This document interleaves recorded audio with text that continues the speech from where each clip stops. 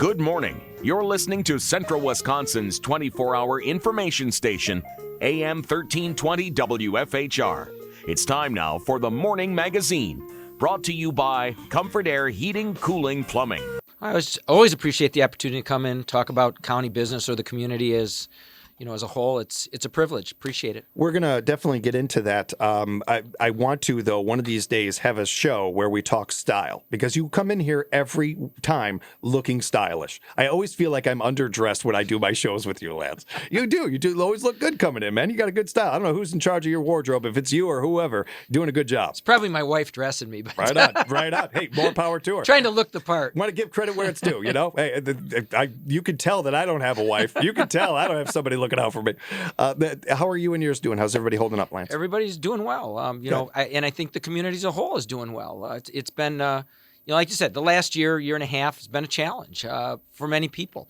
But I think, as a county, as a community here, we've certainly come through this well. We've done a great job. Most things are up, open, and operating. And, the economy, I think, is coming back. So moving in the right direction. With that, and kind of piggybacking off of that, one of the things that I think that talking to a lot of our listeners and certainly talking with a lot of our representatives in that we've is definitely going in a good direction is the new jail. That is certainly, you made a joke in our pregame, kind of old news. It is sort of, because it's already kind of gotten out there a bit, but certainly is still fresh, and especially a topic that's been around for 20-some years, and to finally have some kind of like an answer to it, or at least a solution or something happening with that, I think is really a positive. And one of the things that's so nice is seeing that there's hope all over the place. That to your point about that things getting better and everything. I think that's been enlightening too. No matter what we're talking about, it almost feels like they've all got hope attached to it. Well, in respect to that, it's, you can only kick the can down the road for so long and so far. And after you've exhausted, at least in my opinion, all of the other options, and that is availability of beds in other counties, electronic monitoring programs, which our Sheriff's Department and our judges have worked very hard on. When you look at the diversion programs, the adult drug treatment courts, as we look at veteran courts and some of those other opportunities, there still are a number of people that need to be incarcerated to make a community safe. And, and I think that's the overarching thing that we look at in Wood County is safety. As you don't have to turn on the news and watch very long before you found, somebody, for no reason, shot, killed, stabbed. There's people walking around that shouldn't be walking around. And we want to make sure that Wood County is one of those places that is a safe place to reside. And, that you feel comfortable going out at night, walking down the street, going to the park, letting your kids play out, along the street. And so that's one of the overarching thoughts there. And then as we move forward, we looked at all the financial obstacles, hurdles. And from a bonding perspective, we're at a pretty good time. And then at the end of the day, for me personally, and I think a lot of the board members, the decision came down to the fact that as you run these projections out, if we build a jail over the next 40, 50 years, the total cost of operation, the jail and everything, it's a huge number. It's about $100 million. If we don't build a jail, the cost is about $164 million. So although you don't realize that cost up front, you still have a $64 million savings over really a couple of generations. When it comes, you said the term "kicking the can," which is what a lot of us have used, and a lot of our listeners have used, as far as when the jail comes up, you can almost guarantee that phrase is going to come up with it. And in talking to some people, and it really has been a down the line thing, where the majority of people I've talked to, yes, they're in favor of the jail, other half not as much. Both sides, though, have been very, very blunt about why they were against it or were for it in years past, and all of them had basically the same answer. They don't want to pay more taxes. They didn't want to have to do it. They didn't. They were very honest about it. I admire that. I respect that.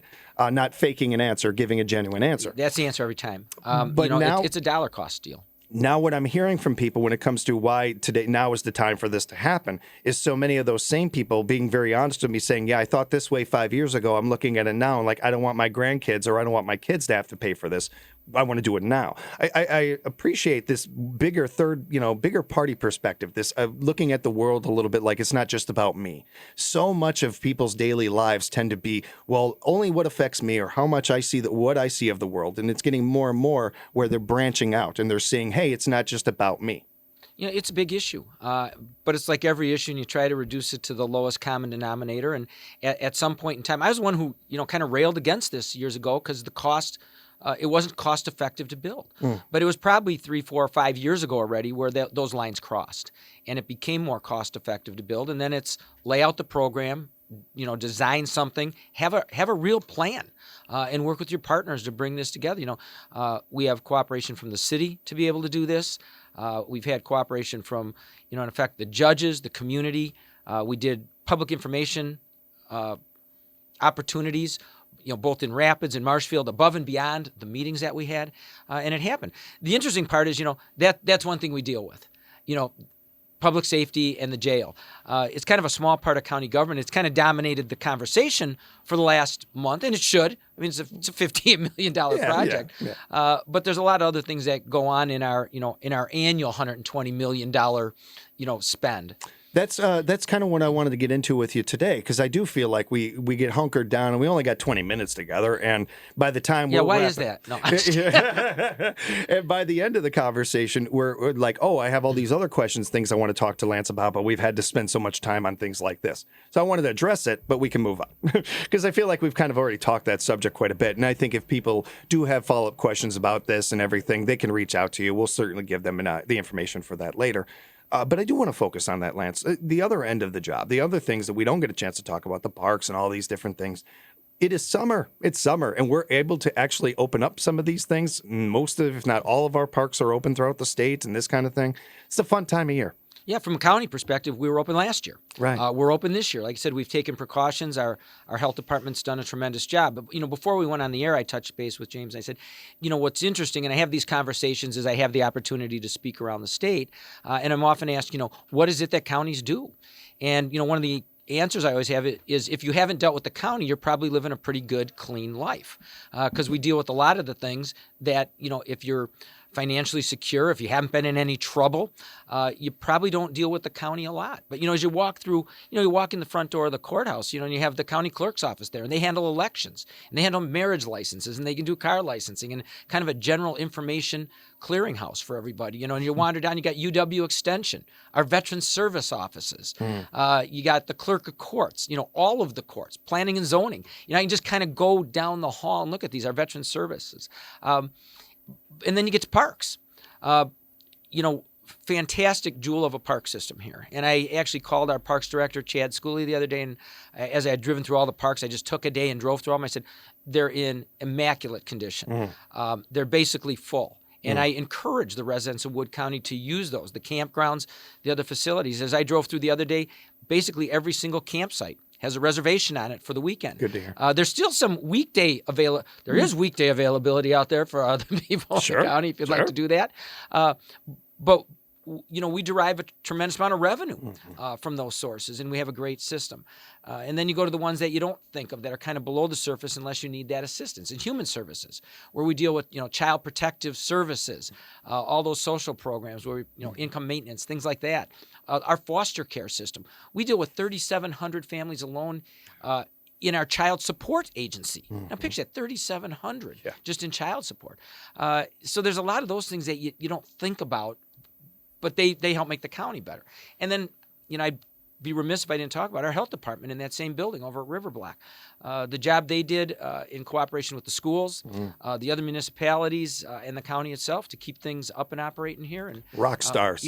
Rock stars. Every one of them. A wealth of information. And, and I guess the one thing that I'd like to get out there is, if you have concerns, call those people, call those departments. I get involved sometimes when they don't get the answer that they either wanted or they don't get an answer. But I can tell you that happens rarely. By the time it gets to me, almost every issue's been resolved.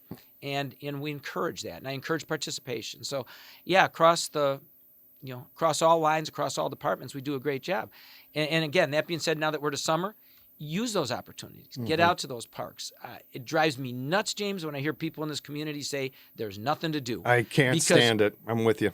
When I look at a daily schedule, I couldn't possibly fit in everything there is to do if I made it my mission I got to keep a list over here out of the corner of my eye because I can't keep up with everything going on in this area. Yeah. I'm with you. Well, I mean, whether it's the Cranberry Blossom Festival, whether it's the water ski tournament, which is coming up, which is the biggest tournament in the world. It happens right here in Wood County. The opportunities abound. The other day I drove by, it's not a county facility, but I drove by today it's a little cooler, yesterday was, but I drove by the water park. There were people lined up to the street at 9:45 in the morning. That's awesome. That's fantastic. So there are things to do. Take advantage of them. I guess open your eyes at those opportunities. Check James' cheat sheet over here. I can't quite read it. It's a little too far away. But there are opportunities. There really are. And it's also, it's not just that there are opportunities. And I couldn't agree with you more about this subject, Lance. So glad we went here. It's also, there's something for everybody. There's something, if you're a family and you want to do something with the family, if you want to do something solo, if you and the boys want to do something, I mean, there is something for everybody. It's really unique. Not every area has something like this. I've got friends in a lot of rural areas. I've got friends in big cities that don't have things always going on, that don't have something always literally happening and everything. The thing especially about the city life, they ain't got the parks like we do. They don't have things like that where there's literally something like that always just waiting around the corner for you. When it comes to upkeeping all of these departments, helping all of these departments be at their best and everything, what is it like being a part of that machine? And trying, because I know that you guys all talk, you guys, not everybody I know, but you guys all pretty much know each other a little bit. And I know some people that work in some of these departments that you mentioned. And everybody talks so highly of other people. So it seems like you all interact a little bit. Is there a lot of, cooperation? Is there a lot of like working together kind of thing, like departments that we wouldn't think working together, that sort of thing? Yes. I mean, there is the relationships that occur within counties to make things happen. Right. You always think if you pull on one end of the string, the other end just comes along, but it's more like pulling on a spider web to some extent. You think of our criminal justice system. You start in the courts, but then we have diversion programs and human services comes in as you house those people, or you send them to rehab, and the health department interacts. Almost every department interacts with somebody somewhere else on a daily basis. IT alone. We have one of the best information technology systems and departments around, but they interact with every single department. I mean, finance interacts with every single department. HR, every single department. We have, in the neighborhood of 700 employees in the county. And I remember when I first ran for office, somebody asked me, as part of a debate actually, I think, or one of those, public info. The League of Women Voters, I think, forum, I think is what it was. Yeah. Somebody asked me in that, how many employees do you think the county has? And, I'm thinking real quick on my feet, and I go, I don't know, probably 200. I'm thinking we got to have 50 in the police department and, 50 in the highway department. There's got to be another 100 laying around somewhere. Yeah. So when I left there, I instantly checked, and we had 700. And you forget about things like, we have a nursing home at Edgewater, 24/7. Right. Yeah. We have another, health facility up in Marshfield. The annex up there, formerly known as Norwood, operates 24/7, and all of those other, departments that interact daily. We have a fairly loose structure in our county. I not only serve as our board chairman, I serve as our county administrative coordinator. Right. So I kind of have an overarching responsibility. Yeah. But we give each department head the latitude to run that department. That's why we hired them. They know much more about their department than I know about their department. Right on. And oftentimes if we have a disagreement between department heads, I become that kind of third person arbiter, who maybe help sway the discussion or the decision one way or the other. Somebody's got to do it. Yeah, but ultimately the board sets policy. Right. And makes decisions. So it's really important that those people work together. Stuff that the parks does, the highway department's also often involved because we have the equipment, or vice versa. So all of those departments work together. We have an extremely diligent group, but we have an extremely talented group. So it's not run by Jerry Jones. No. It is not run by, because that's one of the first things that pop in my mind. And it's not just with it's with businesses that I hear from. It's with a lot of people that they're starting to realize that this is the way to run things. This is the best way to run things, to hire people and let them do their job and not micromanage, not look over their shoulder every 5 seconds. Be there if they need you, certainly, but letting them do the job that you hired them to do, like that kind of thing. We're seeing more and more of that. Yeah, it's the responsibility of a board, whether it be county board, a city council, a school board, to have a pretty good idea of what's going on everywhere. But realistically, if you took that whole table, that whole group, I know all of that stuff probably an inch deep, and my department heads know it 12 inches deep. And if I didn't rely on them for that information, that background, I'd be foolish. That's the reason we hire them. Now, if you ask them, do I know more about the total county operation than most of them? The answer is yes, because somebody in our Parks Department might not know what's going on in Human Services, and don't take that as a slight. Parks Department. It's not your responsibility. They got their hands full. But yeah, they got their hands full with Parks. So in that respect, that's where boards come in. Where you delve into that, you get the information, and you make that policy. But that's a responsibility of everybody. It's my responsibility.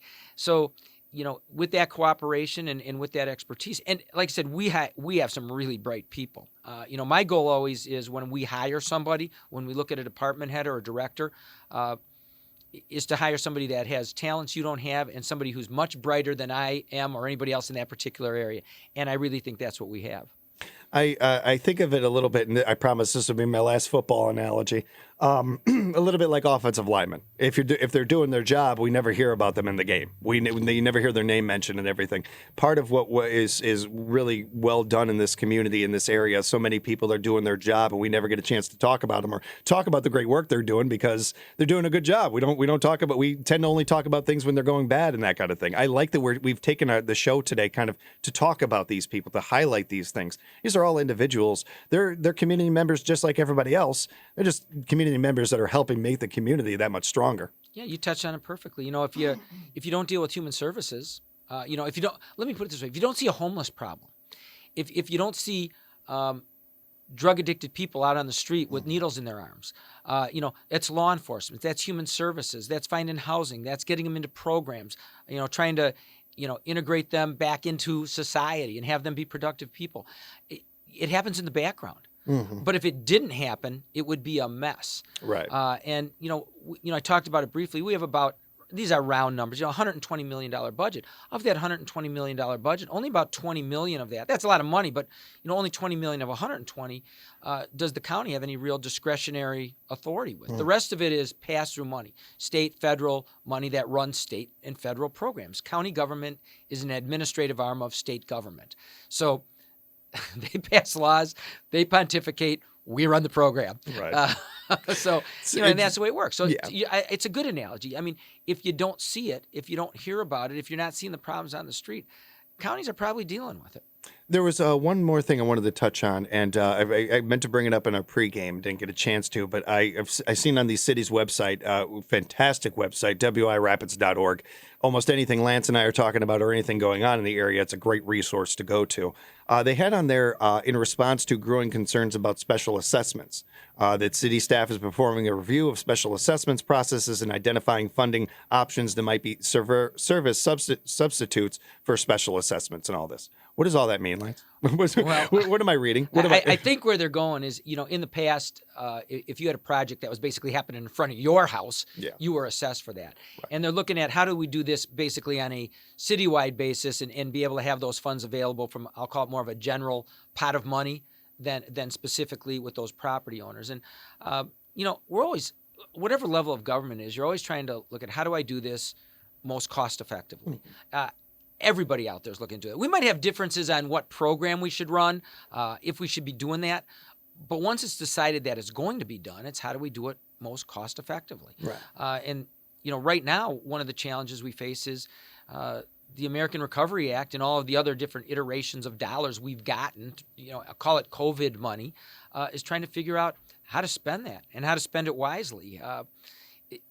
Those are challenges because one of the things you never look at is what happens if we get, I hate to term it this way, a windfall, but we're getting a lot of money at one time. Yeah. And then how do we spend that on things like infrastructure that have a long-term benefit and not develop additional programs which are going to have an ongoing cost that we then can't, we can't handle. We're tied to levy limits and caps. It's a tough balance. Yeah, it's a tough balance. Because there's programs that I'm sure look really enticing, like, oh, we'd love to be able to do this for our community, but you have to think about the big picture. You have to think about the long term. What's the long-term ramifications? How are we going to fund this? What's going to happen when that money runs out? And so you look at things, what can we do that will benefit us in the long run? What's maybe a capital improvement project that you've put off for a number of years that you can handle, and then to work within the guidelines provided, by the federal government as to how you can spend that money. It's funny. I was bringing this up as sort of a joking way to kind of get to what I wanted to, but it's interesting that where you took it, and I appreciate that because that gives us a little more depth to this conversation. But honestly, I just wanted to compliment the city and the great work that they're doing on the roads and all this, because all the great subjects you brought up and things you were talking about there, one of the things I kept on thinking about was infrastructure. And I, normally, especially orange cone season, it's one of the easiest. You just open the window and you hear somebody complaining about it or whatever. Not this year. I haven't heard one person complaining about all the street closings and different things like that. I've heard nothing but people being like, those roads are nice. I'm enjoying this. Like, it's just fun to see that. I don't know if it's ever going to happen in our lifetimes, but at least, right now it's been nice to have. Well, and from a county's perspective, we saw the deterioration of the roads, and there's a system, it's called a PACER system, and they rate roads, right? Basically the condition they're in. And we went out and we looked at this, and we know what it costs to, reconstruct or to construct a mile of road. And minimally, you're at $500,000 a mile just basically to resurface stuff. Yeah. So, we took the attitude that it's cheaper to fix now than it is to replace totally later. And so a number of years ago, we made the commitment to bond for these road improvements. And Wood County's way ahead of the curve, ahead of most counties in doing that.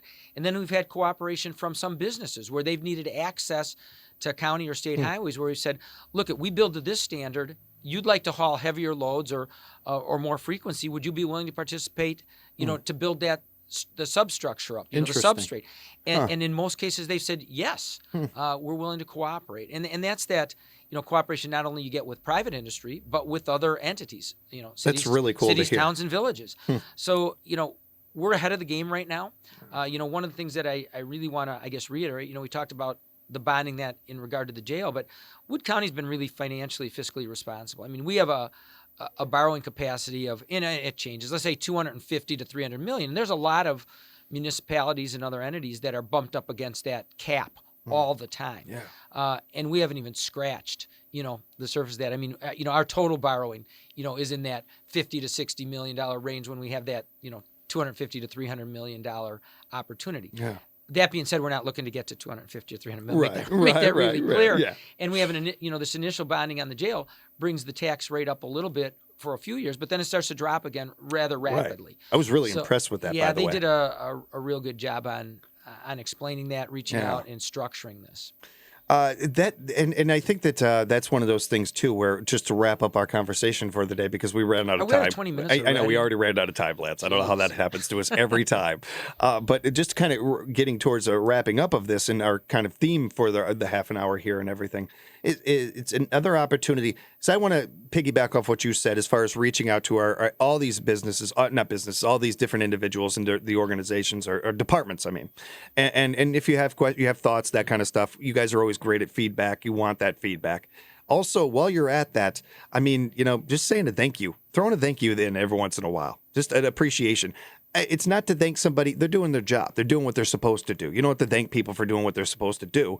I'm just saying thank you just because not every community has something like this. And we're fortunate in this area. I'm so thankful that you took the time to focus on this today, Lance. It was a really good conversation today, which is, every conversation we seem to have together. But I like this one. This was fun today. I appreciate it. Like I said, 20 minutes or 30 minutes, whatever it is, flies by in a really big hurry. Yeah. Thanks so much for being here, Lance. Good Thanks to for talk to you. having me, James. We'll talk Appreciate again real soon. Thank you to our friends at Wisconsin Rapids Community Media, Kevin and the gang. We appreciate you. We'll see you guys real soon. We'll have more Morning Magazine coming up right after this on AM 1320 WFHR.